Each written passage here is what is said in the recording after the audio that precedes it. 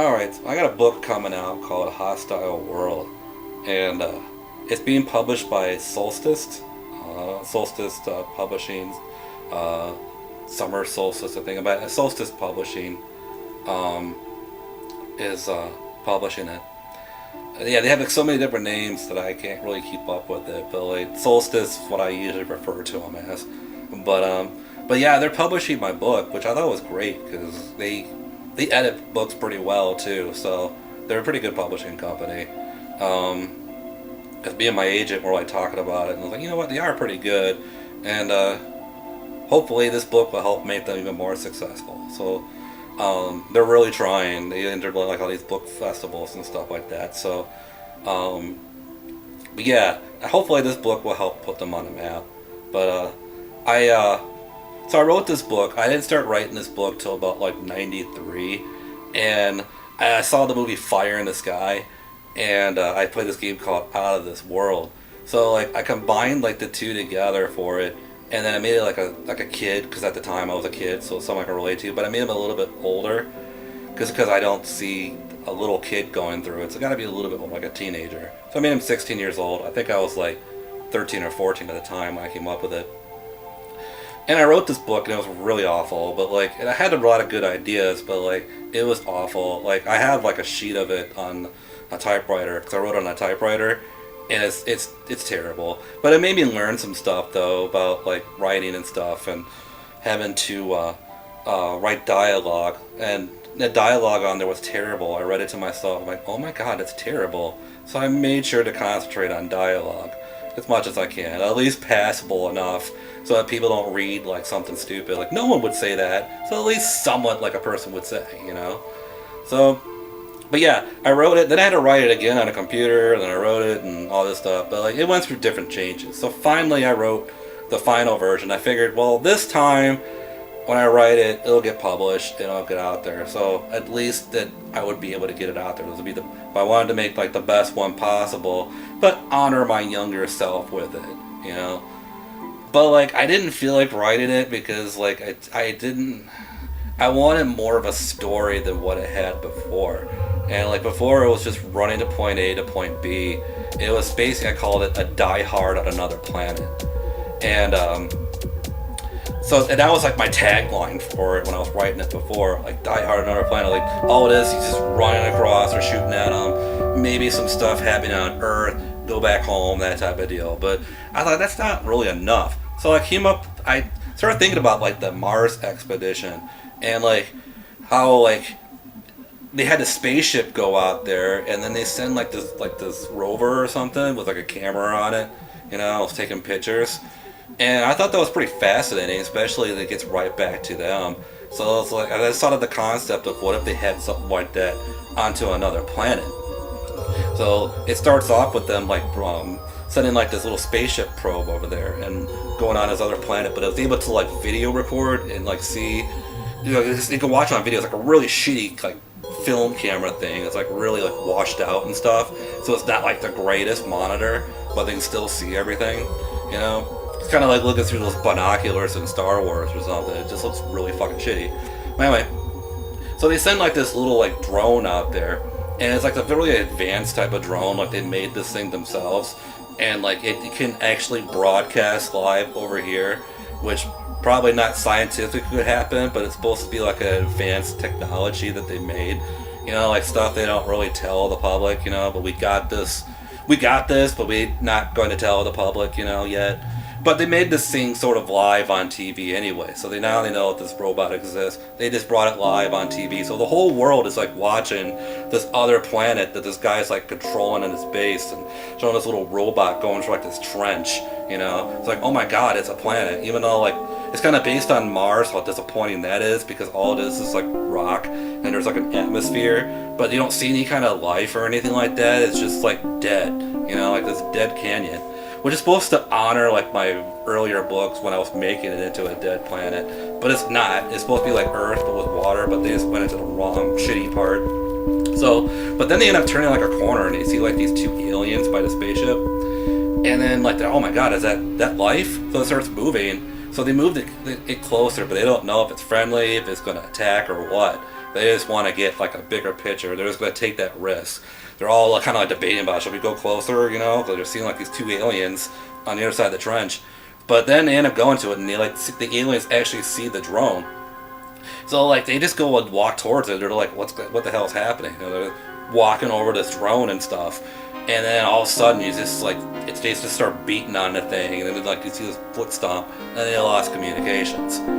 But it's supposed to be like a plot point later on with that thing, which is what I loved. It's like there's still gonna be like a character in this, So, but it shows up like later on when Chris comes there, and that's what makes it different than the previous books. Is the fact that now he has like this. He ends up getting it fixed. Like he has this alien partner named Buster, who fixes the little robot thing, the drone or whatever, and then they end up getting communications back to the base, and then so like they end up getting all the scientists and everybody there. So anyway, they end up like broadcasting it live on TV, and that's like pretty much like the main focal point of the story is the fact that this kid's going through this other world that no one's ever seen before. It's like, oh my god, there's a kid running around there and stuff. But not only that, but like it's like live on TV, and like it's like a reality show. So he's like getting shot at by these aliens on live TV, and like his friends and family members, everybody are like watching this, But they like got the kid's permission to use it because the guy like manipulates him and to say, look, we'll broadcast you live on TV, and the whole world will be watching. We know this because he's had a big problem with the world watching him, get shot at. But he's like, look, everyone will be behind you, will be with you 100%, and then people will figure out how to get you home and all that stuff. So, yeah. So he ends up agreeing to it so he wouldn't feel so lonely, because he actually is kind of alone, because when he first gets into the planet, he's by himself and he's getting shot at, He's in this dark cave by himself and everything. These aliens are hunting him down. And he's like, oh, shit. But he ends up finding like this alien who becomes like his friend. He ends up freeing him from like this little cocoon thing. But he doesn't really trust him because like, even though he has like this alien friend who like pretty much like is like loyal to him, because he loses his gun and like gives the gun back to him, and I kind of based their relationship on this movie called Enemy Mine that people forgot about. But it was like a really cool movie with Dennis Quaid and Louis Gossett Jr. Louis Gossett Jr. played like the alien on there, and it was a really good relationship, human alien. But I just didn't want him to speak English or nothing. So like this alien doesn't really talk, because I really don't think that if you go to another planet that they'll speak English. So I didn't want it. So I was like, you know what? I'm not making up a language because it's probably gonna sound stupid. So, but I've heard that aliens communicate telepathically, someone said. I don't know if that's true or not, but hey, that sounds cool to me. They communicate telepathically, and the reason why he can't communicate with Chris because he can't, telepathically get what he's saying. Plus, they don't speak the same language anyway. So he ends up grunting and using expressions and everything, which I thought was pretty cool for the character, because it kind of gives him more of a personality if you write the personality instead of using words to try to convey it. Like let's make this guy, like is like a really loyal alien friend. He like bails him out like all the freaking time and everything. He's pretty much leading them through the planet. Chris just doesn't know if he's understanding them or not, and he didn't trust him for a while, but then after a while he would start to trust this alien. But yeah, he ends up like relying on this alien that doesn't talk. So when he gets broadcasted live on TV, those scientists and the TV executives are actually talking to him. And he's knowing what's going on at home, and he just figured, well, at least I'm not by myself. Hopefully they'll get me through this, because he just wants to go home. Like he finds like the spaceship that went to that planet, but it ends up getting destroyed. So you don't know how to get the fuck home and everything. So everyone's watching him as he has no idea how to get home, as he's being hunted down by the entire planet. So that's pretty much like the basic premise of it. But then, I mean, there's a little things along the way where he like has this bully that bullies him in school, and his name is Clark Boston, which is based on a real bully that I had in school too. But the funny part is he became my friend later. He's like this big guy that used to like bully me in school, so I based him kind of like on him. That way I know like what kind of a bully to do. But I made him more of an asshole on this one though, like more than what he was. You know, so I figured, why not? Let's make this guy like a total fucking jerk, you know, because he probably is. Because he looks angry all the time. And the guy that bullied me was kind of a jerk anyway. He probably would have done this. So, but like, Chris has like the hots for like this girl at school, her name's Arian. And he's like trying so hard to impress her. Like, he actually managed to get a date with her, which really pisses off this bully. And, but he manages to get a date with her, and like he's trying so hard to like freaking impress her and everything. But he'll like compliment her, which is pretty much a step up because you know it takes some balls. So he ends up complimenting her, and then like she don't even like realize what he says. Like, oh man, I'm probably blowing his date or something. But like, but they end up going to like the pirate fair. So he's trying to impress her with like shooting gallery. They have like this little shooting gallery thing on there, and he'd just been told by like one of the pirates that he'd low standards to her. Like, this guy was trying to talk shit because he's on those little dunk tanks, and he was talking shit, and he just because he was talking like G-rated stuff before, but they ended up like egging him on, you know, and then he just blurts out that he's low standards to the girl next to him. He wasn't swearing because he's not allowed to swear, but he's allowed to piss off his guests. So it did piss off Chris because he didn't want someone to say that right in front of her. So he ends up dunking her. So then after that, he tried to prove it to her at this little shooting gallery thing. So like, he's like, okay, if I shoot all these targets, you know, she even says it, like, shoot these targets, you know, you won't be low standards. So he was given like a test, but he couldn't shoot either one of them.